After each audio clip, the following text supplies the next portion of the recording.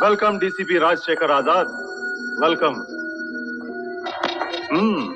अच्छा इंतजाम किया है तुमने, लेकिन कोई फायदा नहीं होने वाला। अपनी सरकार का पैसा बर्बाद कर रहे हो तुम।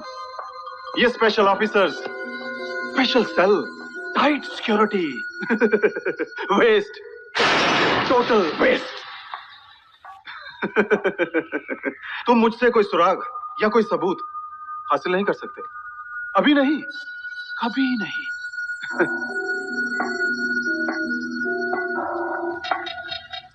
क्योंकि तुम्हारी ताकत की हद सिर्फ इन सलाखों तक है, लेकिन मेरी ताकत की हद जहां तक तुम सोच भी नहीं सकते, वहां तक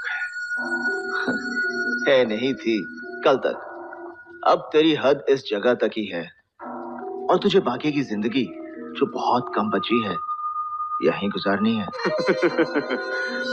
डीसीपी आजाद, तुम एक मामूली से पुलिस ऑफिसर हो, पीएम या प्रेसिडेंट नहीं कि तुम जो चाहोगे वही होगा।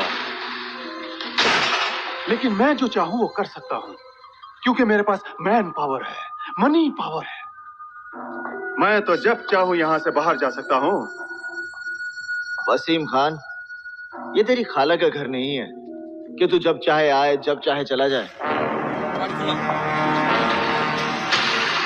यहां से बाहर जाना तो दूर, मेरी मर्जी के बिना तू सांस भी नहीं ले सकता। I can! मैं कुछ भी कर सकता हूं। मैं यही तुम्हारी आंखों के सामने रहकर तुम्हारे मुल्क को बर्बाद कर दूंगा, क्योंकि तुम्हारे मुल्क में बिकने वालों की, पैसों के लिए गद्दारी करने वालों की तादाद बहुत ज्यादा है। उससे भी ज्यादा तादाद है देश के लिए कुर्बान हो जाने वालों की।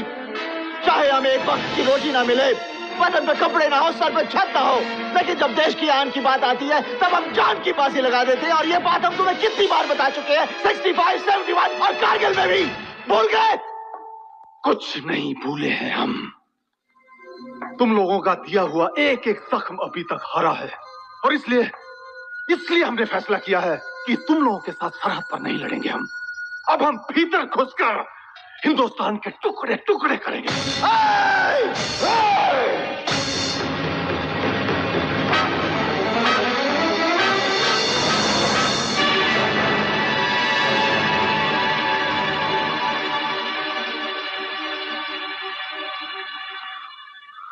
तू जिंदा इसलिए है क्योंकि मेरी कस्टडी में है। हम हाथ मिलाना भी जानते हैं, हाथ उखाड़ना भी। हम गांधी जी को भी पूछते हैं, चंद्रशेखर आजाद को भी।